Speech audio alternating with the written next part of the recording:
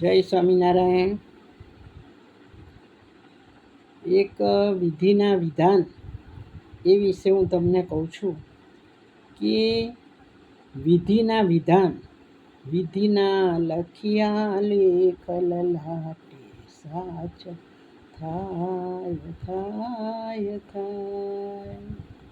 જુઓ, ભગવાન શ્રી રામચંદ્રજીના વિવાહ અને રાજ્યાભિષેક શુભ મુહૂર્ત જોઈને નક્કી થયા હતા. છતાં પણ ન તેમનું વિવાહિત જીવન સફળ થયું કે ન રાજ્યાભિષેક સફળ થયો. ત્યારે મુનિ વશિષ્ઠ પાસે આનો જવાબ માંગવામાં આવે છે કે આવું કેમ?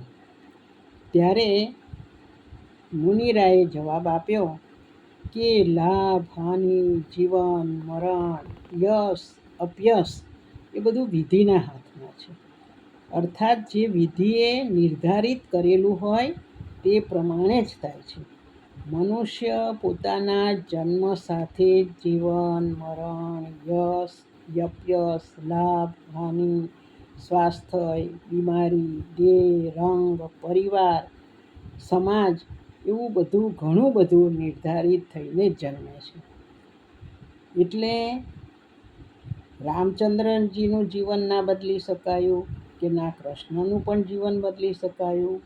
શંકર ભગવાન પોતાનો સતી સીતાનું જે મરણ છે એ પણ ટાળી શકતા નથી. શિવ સતીના મૃત્યુને પણ ટાળી શકતા નથી. આમ વિધિના જે લેખ લખ્યા હોય તે પ્રમાણે જ થાય છે. જય સ્વામિનારાયણ.